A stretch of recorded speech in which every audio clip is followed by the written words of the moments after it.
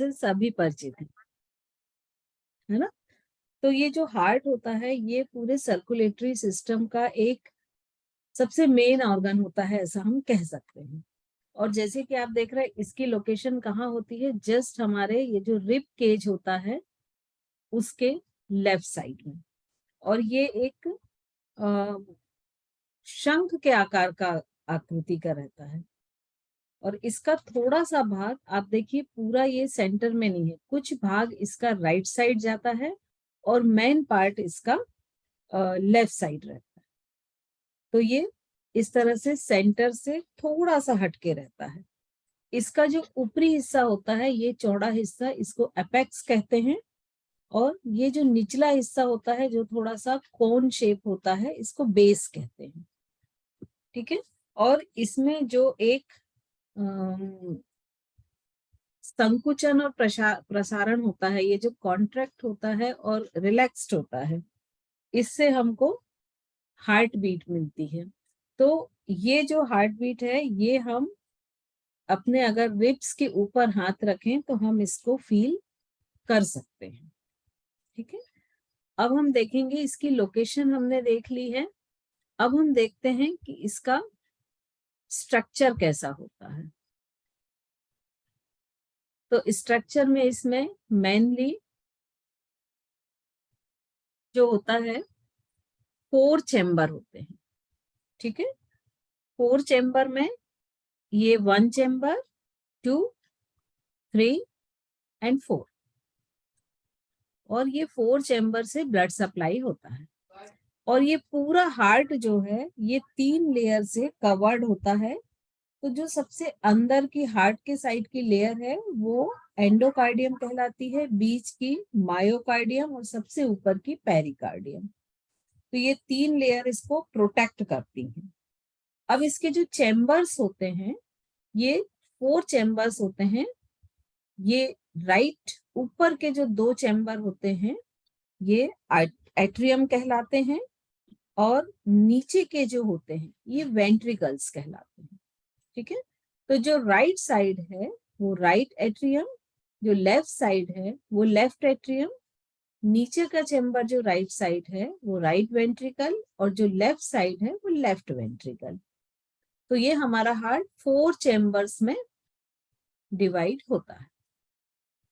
अब हमेशा हमने कल भी देखा था कि जो राइट साइड है यहाँ इम्प्योर ब्लड रहता है। इम्प्योर या इस हार्ट के सेंस में हम कह सकते हैं कि डीऑक्सीजनेटेड ब्लड रहता है, ऐसा ब्लड जिसमें ऑक्सीजन की एब्सेंस है।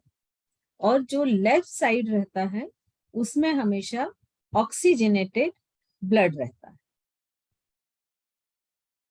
इसमें जो ये हमारे 4 चैम्बर हैं, ठीक है, तो इसमें ब्लड हमेशा एट्रियम से वेंट्रिकल की ओर आता है, चाहे वो राइट साइड हो या लेफ्ट साइड हो। और चूंकि ये वेंट्रिकल से वापस एट्रियम में वो ना जाए ब्लड, इसके लिए यहाँ पर एक सेप्टम या एक पर्दे जैसा स्ट्रक्चर होता है जिससे ये 2 में डिवाइड होते हैं।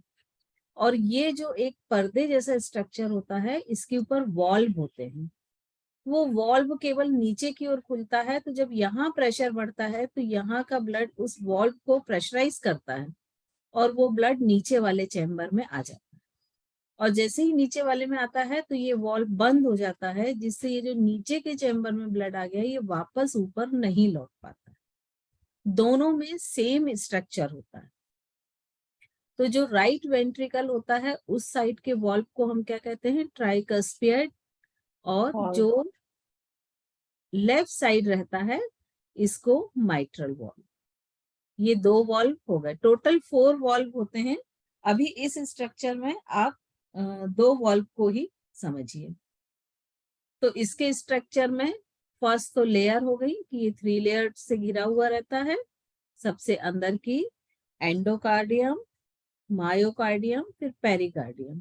देखिए हार्ट से रिलेटेड जितनी भी चीजें आएंगी ना उसमें कार्डियम शब्द का यूज होगा।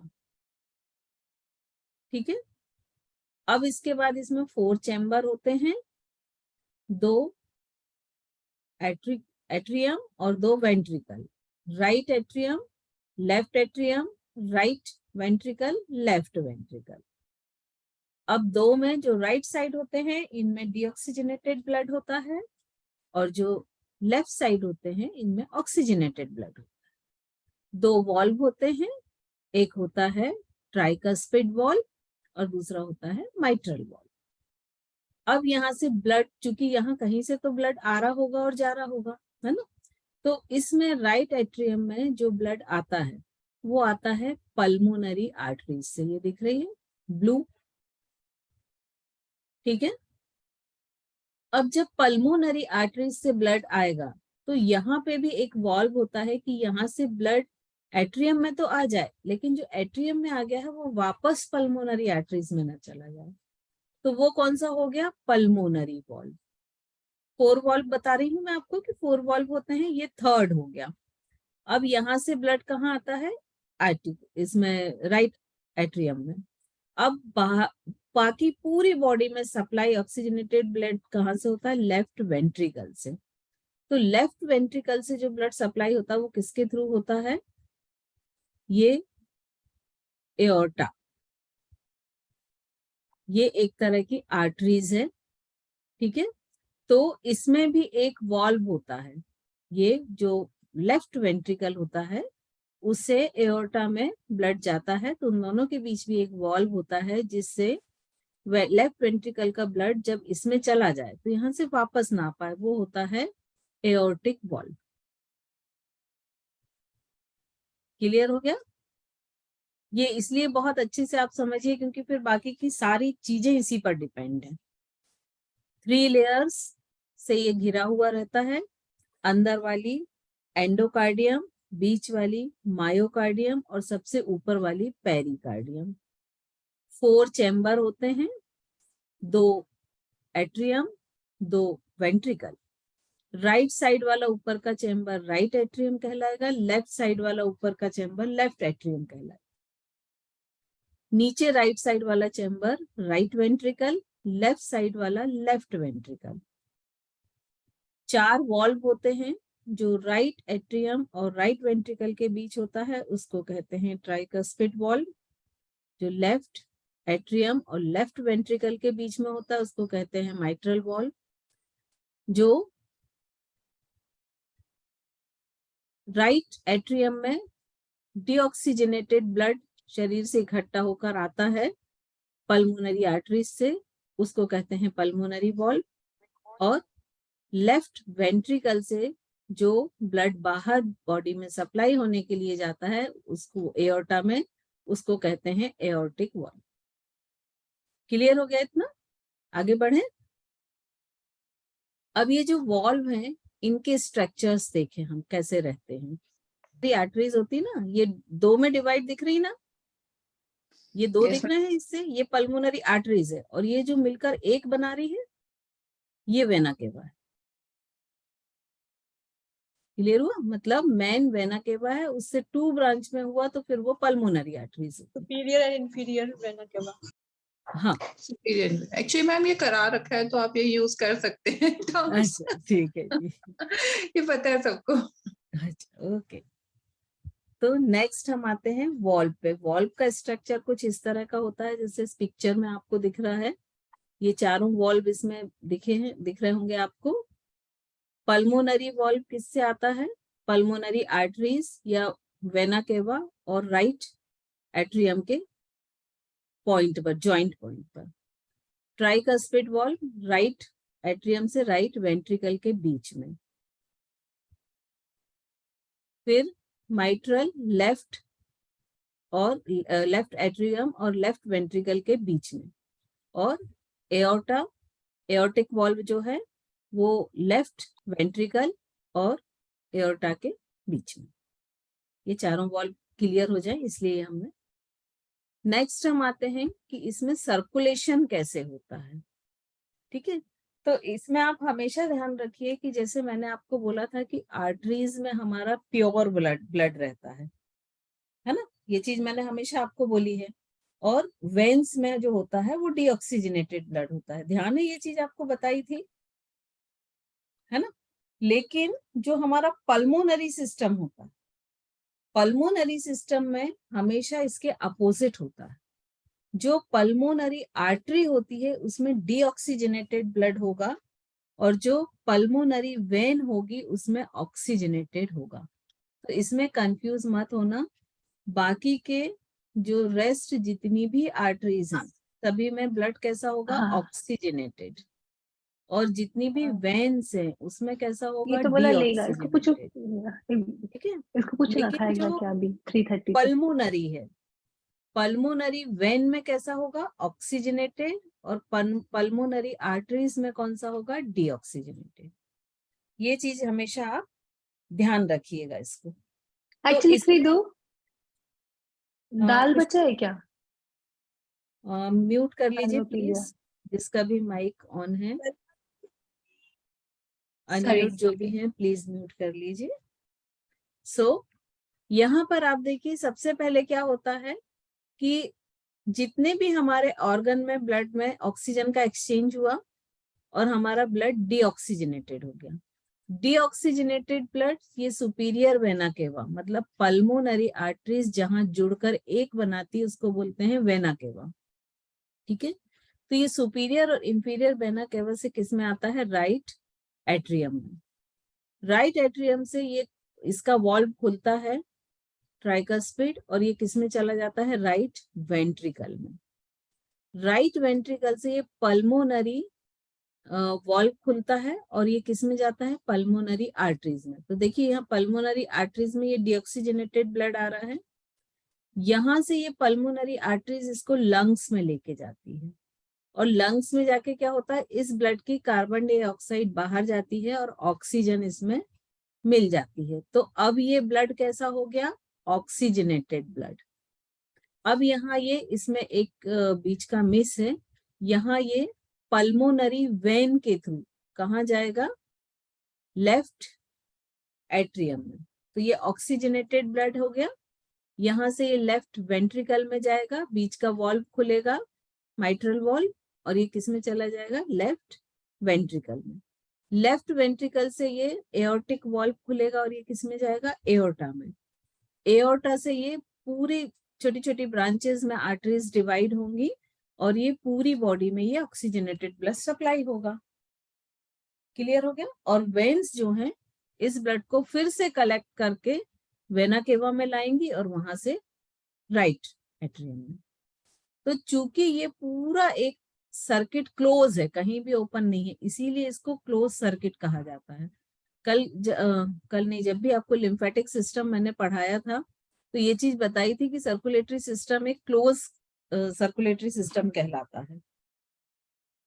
ठीक है, तो ये इस तरह से एक सर्किल हमेशा हमारी बॉडी में चलता रहता है, जिसके थ्रू हमारी बॉडी को ब्लड सप्लाई होती है, और ब्लड के थ्रू हमारी सारी बॉडी के सेल्स को ऑक्सीजन और ग्लूकोज या न्यूट्रिशंस जो भी हैं वो मिलते हैं। अब ये पल्मोनरी सर्किट्स देखिए, इसमें पल्मोनरी आर्टरीज ये देखिए ब्लू कलर से बनी है, दिख रही है, मीन्स ये डीऑक्सीजनेटेड ब्लड है। और पल्मोनरी आर्टरीज जो हैं, सॉरी वेन्स जो हैं, ये रेड से हैं। ठीक है, तो आप जो वेना केवा बोल रहे थे वो यही चीज है कि एक जो मेन ब्रांच होती है जो हार्ट से जुड़ी रहती है, हार्ट के चैम्बर से, ये सुपीरियर वेना केवा, ये इंफीरियर वेना केवा। इसके आगे जब ये बाइफरकेट होती है तो फिर ये वेन आर्टरी इसमें बदल जाती है। सो ये सिस्टम आपको पूरा ऊपर भी मैंने समझा दिया था। और ये हमेशा ध्यान रखिएगा कि पल्मोनरी सर्कुलेटरी सिस्टम में जो ऑक्सीजनेटेड और डीऑक्सीजनेटेड ब्लड है वो हमेशा बाकी सिस्टम के अपोजिट रहता है। बाकी में ऑक्सीजनेटेड यदि आर्टरीज में होता है तो इसमें वेन में होता है। अब इसके बाद हम आते हैं हार्ट बीट। ठीक है, तो जो हमारा हार्ट है वो जिन पेशियों से बना होता है इनको हम कार्डिक मसल्स कहते हैं। और ये कार्डिक मसल्स की एक विशेषता होती है कि इन तक यदि नर्व्स जो इम्पल्सन्स होते हैं वो पहुंचाने की जरूरत नहीं पड़ती। अगर नर्व्स इम्पल्सन्स नहीं भी पहुंचे तो भी ये अपनी जो इसमें ये धड़कन होती है, बीटिंग होती है, ये होती रहती है। मतलब कार्डिक मसल्स कॉन्ट्रैक्ट होती हैं और रिलैक्स होती हैं, ये प्रोसीजर चलती रहती है। और इसके लिए इसमें जो इलेक्ट्रिक पल्स आता है वो मायोकार्डियम में एक विशेष स्थान होता है जिसको साइनो एट्रियल कहते हैं। और उस साइनो एट्रियल से ये जो इलेक्ट्रिक इम्पल्स आते हैं वो साइनो एट्रियल से आते हैं, और इसको शॉर्ट में SA नोड भी कहते हैं। और वहां से ये उठते हैं और इनका एक रिदमिक होता है, ये ऐसा नहीं होता कि कभी फास्ट कभी तेज। जो अगर हम नॉर्मल हार्ट देखें तो वो एक रिदमिक वे में धड़कता है, और इसको हम चूंकि ये पूरा रिदम कायम रखता है तो इसको हम पेस मेकर भी कहते हैं। तो जो ऐसे नोड है वो पेस मेकर के नाम से भी जाना जाता है, ठीक है। और इसमें हार्ट में आप देखिए ये एक्टिव पिक्चर है, तो इसमें आप देखिए कि ये वॉल्व्स खुलते आपको क्लियर दिख रहे हैं, ये आप देख रहे हैं, ये ऊपर इसका एट्रियम क्लोज दिख रहा है, ये वेंट्रिकल खुले दिख रहे हैं। ये देखिए ये वॉल्व ट्राइकस्पिड है ना, माइट्रल, ये ऊपर से किससे आता है, पल्मोनरी वेन से यहाँ पर प्योर ब्लड आता है, ठीक है। तो ये सारे वॉल्व इस तरह से खुलते और बंद होते हैं। और जो हमारी हार्ट बीट होती है उसको हम कैसे मेजर करते हैं, इस तरह के जो ECG नाम सभी ने सुना होगा, तो इलेक्ट्रोकार्डियोग्राम से हम अपने जो पल्स है, हार्ट बीट है, पल्स अलग चीज होती है, सॉरी, हार्ट बीट है, उसको हम मेजर करते हैं।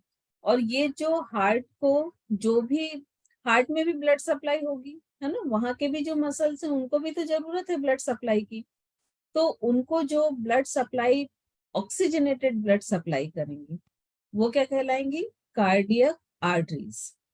और जो वहां से डीऑक्सीजनेटेड ब्लड को ले जाएंगी वो क्या कहलाएंगी, कार्डियक वेन्स, ठीक है, या कोरोनरी आर्टरीज और कोरोनरी वेन्स।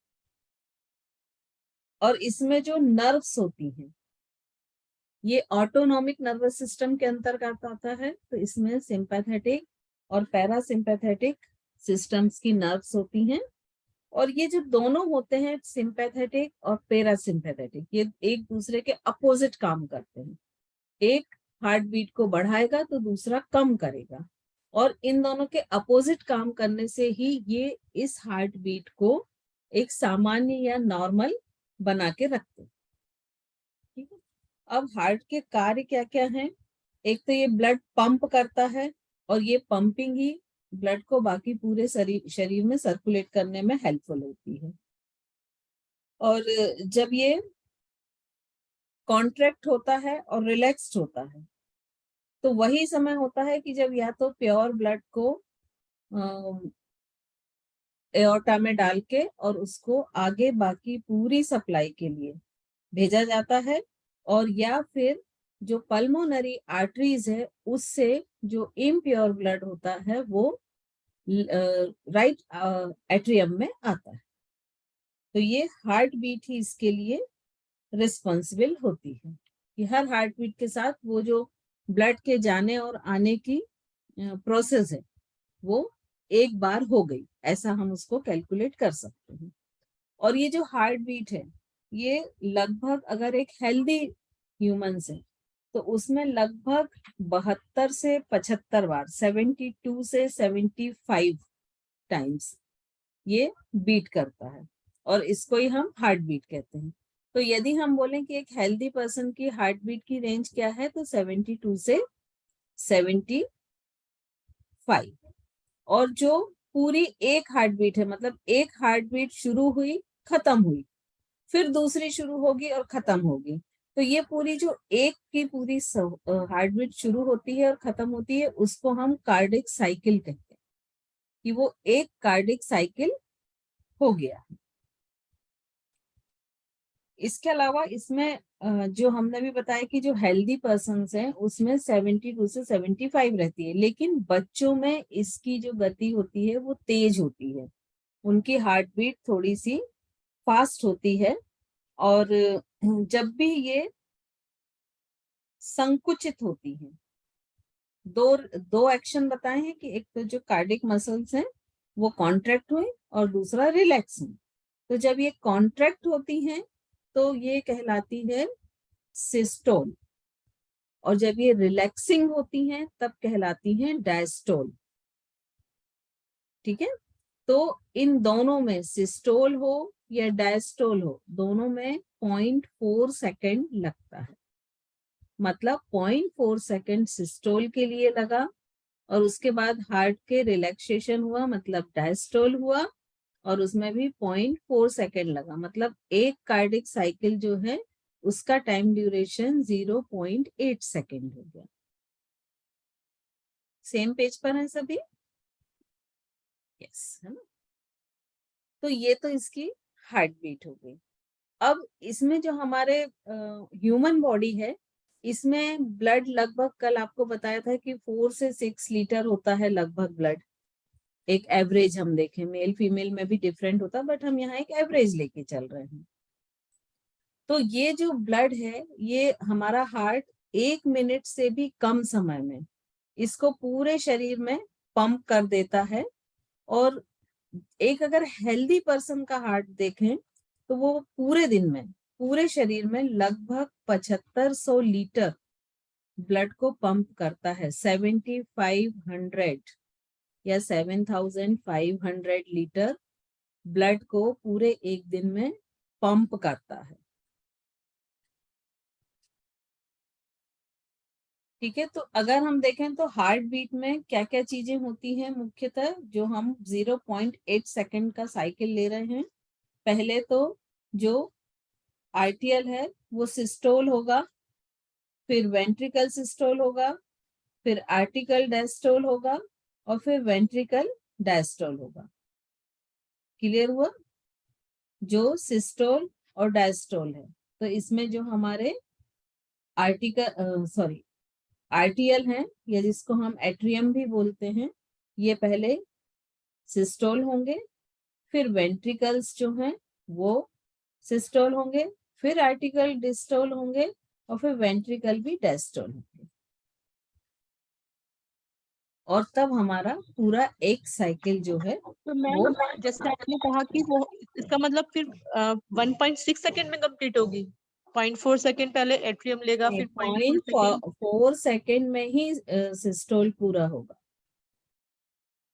0.2 सेकंड लेगा फिर एट्रियम। हाँ बिल्कुल, आप ऐसा कह सकते हो। ठीक है, थैंक यू। ठीक है, लेकिन जो पूरा साइकिल है वो 0.8 में कंप्लीट हो जाएगा।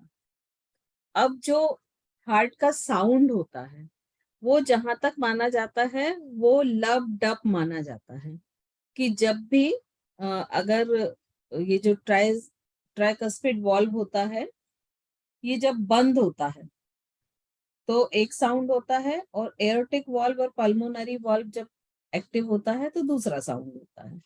तो हम कह सकते हैं कि जो सिस्टोलिक साउंड है ना, जो वो होता है लब, और जो डायस्टोलिक है सॉरी, वो होता है डप। लब डप। क्लियर हुआ ये? और ये जो साउंड होता है ये थोड़ा सा लंबा चलता है। तो ये दो साउंड हार्ट के जो भी कॉन्ट्रैक्शन या रिलैक्सेशन होता है उसके दौरान होते हैं। तो जब कॉन्ट्रैक्ट होता है तो लब साउंड होता है, और जब डायस्टोल होता है तो डब साउंड होता है। और ये जो इसकी सबसे छोटी कम अवधि का साउंड है ये 0.01 सेकेंड है, जो सबसे कम नापा गया है। इसको तो आप छोड़ दीजिए, ये इतनी जरूरी नहीं है। और मोस्टली जो स्टेथोस्कोप से हम चेक करते हैं वो इसी साउंड को चेक करते हैं, और इसी साउंड से हम इसकी फ्रिक्वेंसी और इसके साउंड की नंबर्स, उन सब से हम बहुत सारी डिजीज का डॉक्टर पता करते हैं। अब नेक्स्ट हमारे ब्लड सर्कुलेटरी सिस्टम में आती हैं ब्लड वेसल्स। तो ब्लड वेसल्स कैसे होती हैं?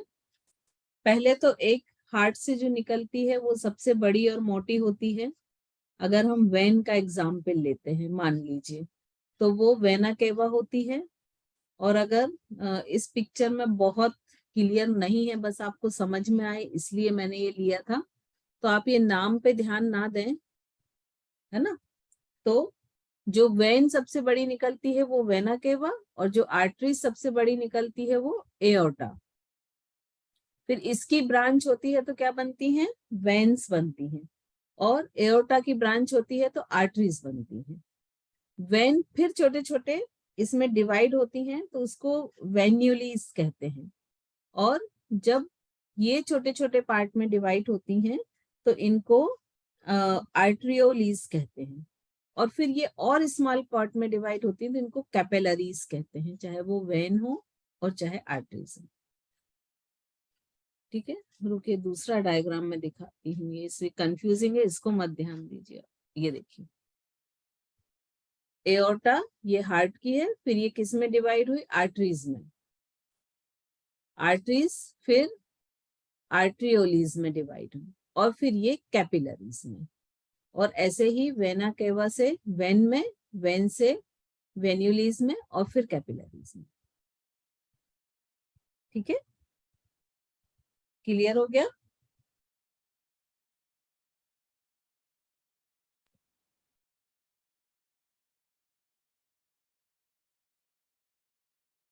अब इसके बाद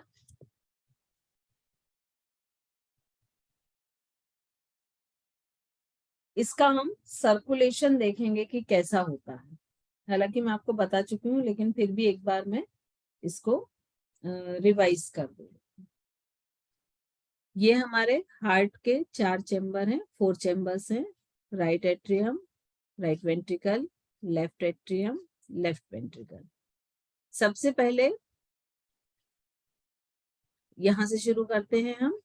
लेफ्ट वेंट्रिकल में प्योर ऑक्सीजनेटेड ब्लड होता है, जो कि एओर्टा के थ्रू, यहाँ पे कौन सा वाल्व खुलेगा, एओर्टिक वाल्व, ये खुलेगा और ये पूरा ऑक्सीजनेटेड ब्लड किस में आ जाएगा, एओर्टा में।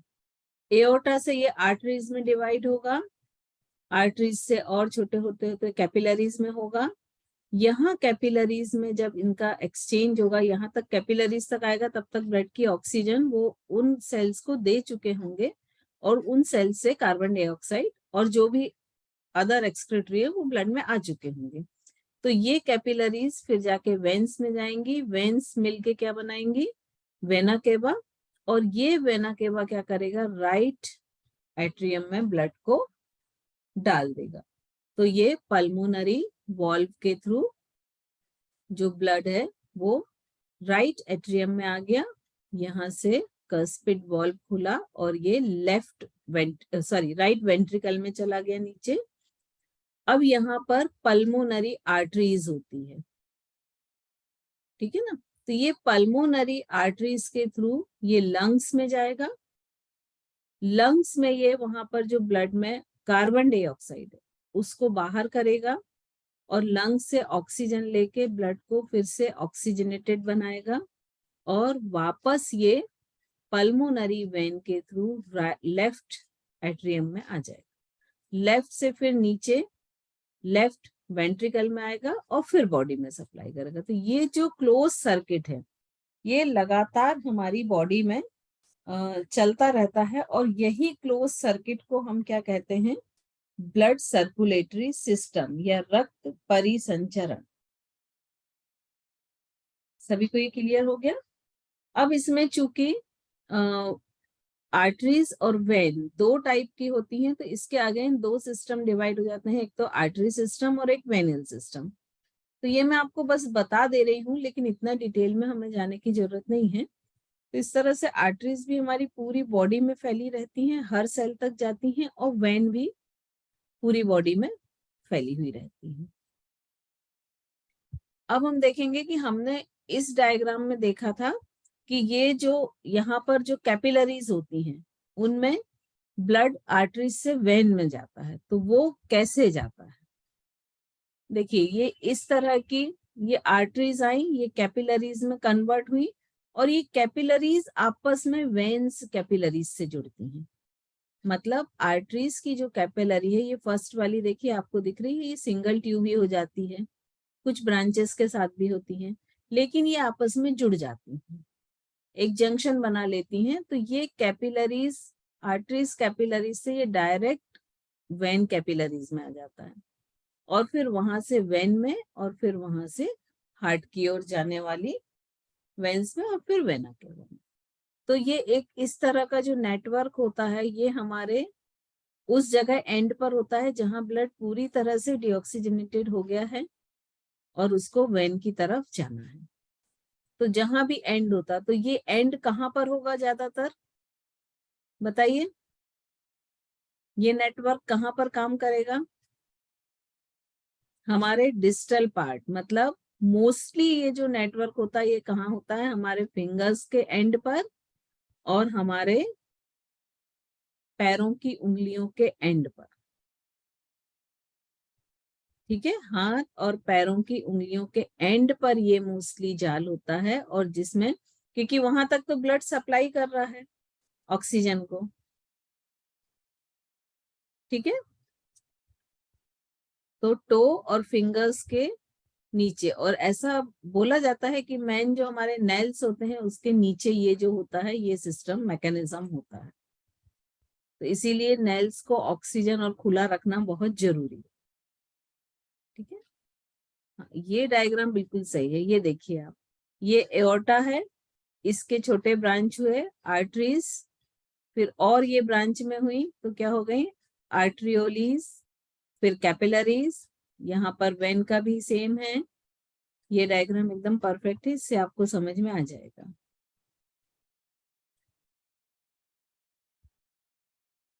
इसके बाद हम आते हैं पल्स, जिसको हम नाड़ी बोलते हैं या पल्स बोलते हैं। ठीक है, तो पल्स क्या है? जैसे अभी आपने एक ऐसे नोट देखा था जो कि पेस मेकर भी था, तो ये जो स्टिमुलेशंस होते हैं ये ऐसे नोट से शुरू होते हैं और लगभग हर आर्टरीज में जाते हैं। तो जैसे ही आर्टरीज भी फैलती और सिकुड़ती हैं, आर्टरीज जैसे ही फैली और सिकुड़ी तो उनमें एक वेव होती है, और उस वेव को ही पल्स कहते हैं। और जितनी भी बड़ी धमनी है, मतलब आर्टरीज है, आर्टरीज की ब्रांच में ये नहीं होगी, आर्टरी में होगी, तो आर्टरीज के साथ ये वेव्स आगे जाती जाती है। और हम कुछ जगह, हमारे कुछ पॉइंट्स बॉडी के ऐसे होते हैं, मैंने आपको फर्स्ट से बताया था कि वेन हमारे सुपरफिशियली होती हैं, स्किन के जस्ट ऊपर होती हैं, लेकिन आर्टरीज जो होती हैं वो अंदर होती हैं, डीप में। लेकिन कुछ पॉइंट्स ऐसे होते हैं जहां पर ये काफी ऊपर रहती हैं, त्वचा के समीप होती हैं, और उस जगह हम इनको पल्स को फील कर सकते हैं। जैसे एक जो आर्टरीज है उसको हम फील कर सकते हैं हमारी रिस्ट के पास, ये फिगर है ना। और अक्सर आपने देखा होगा कि जब हम आयुर्वेद में जाते हैं तो अक्सर इसी पल्स से वो जो है डायग्नोसिस करते हैं कि आपकी प्रॉब्लम क्या है। मैम उससे वो नाड़ी चेक करके हम बताते हैं ना कोई बीमारी है हाँ, तो। वही वही चीज है, ये नाड़ी या नब्ज भी बोलते हैं या पल्स भी बोलते हैं। ठीक है, तो ये नाड़ी की जो चलने की गति होती है वो कैसी होती है कि यदि मान लीजिए आपकी हार्ट बीट 72 है पर मिनट, तो आपकी पल्स भी 72 होगी। ठीक है, ये किसके बराबर होती है? हार्ट बीट के थ्रू, जितनी हार्ट बीट होगी, क्योंकि हर हार्ट बीट पर वो वेव आपके आर्टरीज में भी क्रिएट होगी। तो मोस्टली ये दोनों सेम होती हैं, लेकिन और ये किस पे डिपेंड करती हैं? As per. जैसे बच्चों की चूंकि हार्ट बीट अधिक होती है तो उनकी पल्स रेट भी अधिक होगी। अगर आप बहुत कोई परिश्रम वाला काम कर लेते हैं तो आपकी हार्ट बीट बढ़ेगी, जैसे आपने बहुत भाग लिया, हार्ट बीट बढ़ी तो पल्स भी बढ़ेगी आपकी। ठीक है, और ये बच्चों में अधिक होती है, यंग स्टेज में सामान्य होती है, और जैसे जैसे आपकी आयु बढ़ती जाती है तो वृद्ध अवस्था में ये कम होती जाती है। तो अगर हम यंग में देखें, मेजर में देखें, तो ये 72 से 90 तक पर मिनट होती है। बच्चों में ये 80 से 140 तक होती है। और यही जब यंग स्टेज में यदि ये 100 से अधिक हो जाए तो इस अवस्था को टैकीकार्डिया, एक रोग होता है, वो कहते हैं। और अगर ये कम हो जाए, 100 से अधिक हो जाए तो टैकीकार्डिया डिजीज, और यदि 60 से कम हो जाए तो ब्रैडीकार्डिया डिजीज होती है। ठीक है, ये दो डिजीज होती हैं पल्स के कम या ज्यादा होने से। और जब हम सोते हैं तो उस समय हमारी जो ये स्पीड होती है या पल्स रेट होता है, ये कम हो जाता है। लेकिन जैसे हमने भोजन किया तो हमारी बॉडी को उसको डाइजेस्ट करना है, तो उस समय पल्स रेट बढ़ जाएंगे। जैसे फीवर आया, हमारी बॉडी का टेम्परेचर बढ़ा, तो मोस्टली ऐसा मानते हैं कि अगर 1 डिग्री टेम्परेचर बढ़ा है तो वो लगभग 10 पल्स को बढ़ा देगा। मतलब नॉर्मल यदि 70 है तो वो 80 कर देगा। तो पर डिग्री लगभग 10 पल्सेस जो हैं वो बढ़ जाते हैं। अब यदि आपको कहीं कट लग गया और आपका काफी ब्लड लॉस हो गया, तब भी इसकी स्पीड बढ़ जाएगी, क्योंकि वो वहां ब्लड सप्लाई करने के लिए अपनी स्पीड को फास्ट करेगी।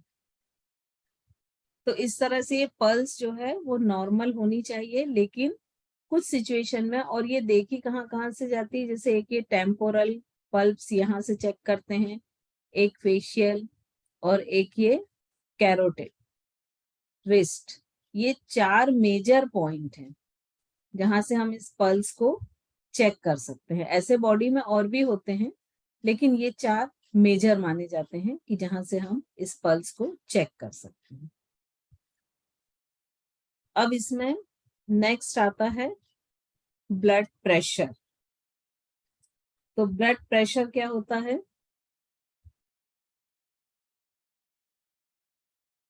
जो हमारा आर्टरीज है उसमें जब ब्लड फ्लो करता है, तो ब्लड फ्लो करने से जो उसकी, जैसे ये ट्यूब है ना, ट्यूब में से अंदर से मान लीजिए बह रहा है, तो वो लिक्विड और वो जो उसके अंदर इनर मेम्ब्रेन है, उनके बीच में एक फ्रिक्शन होगा, एक दबाव पड़ेगा, उसको ब्लड प्रेशर कहते हैं। ठीक है, इसको हम ऐसे समझ सकते हैं कि मान लीजिए हम एक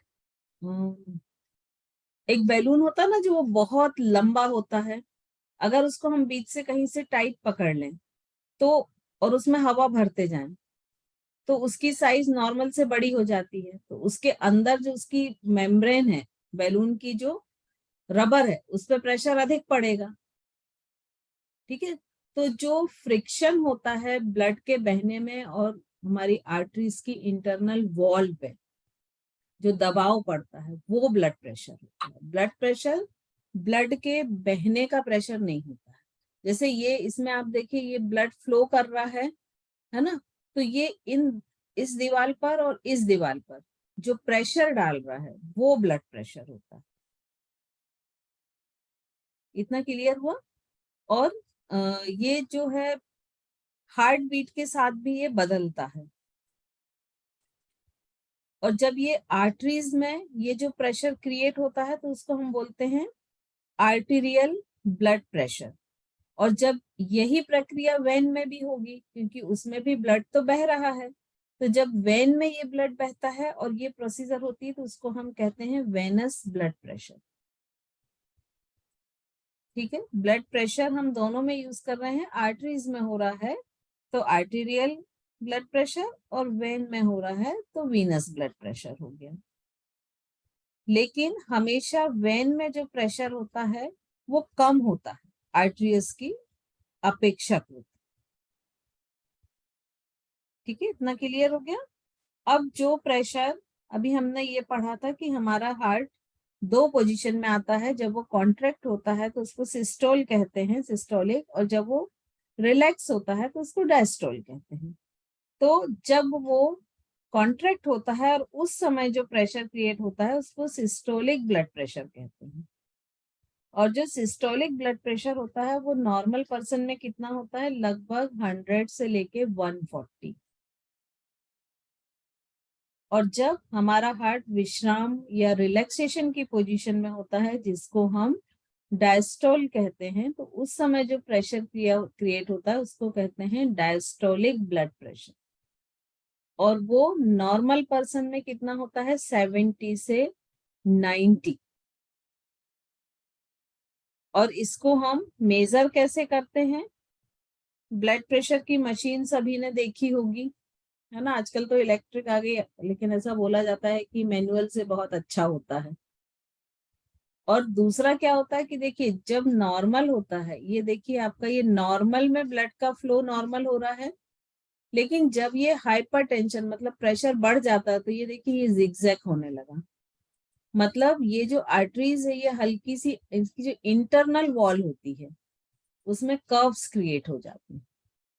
तो क्या होगा कि जब कर्व क्रिएट होंगे तो रेजिस्टेंस बढ़ जाएगा, दबाव बढ़ जाएगा।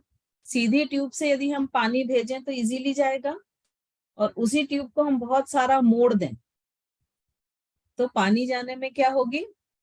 दिक्कत होगी। है? तो इससे आप कैलकुलेट कीजिए कि किस तरह से हमारा बीपी नॉर्मल होना हमारे लिए बहुत जरूरी है। और जबकि हम आजकल बहुत सारे लोगों को लो बीपी या हाई बीपी की प्रॉब्लम होती है, और जिसको वो लोग बड़े नॉर्मली लेते हैं। और ये स्टेप में देखिए कि जैसे जैसे ये बढ़ता है तो इसकी रिस्क बढ़ती जाती है। जब ये 120 to 180 हो जाता है तो एकदम ये हाई रिस्क कहलाता है।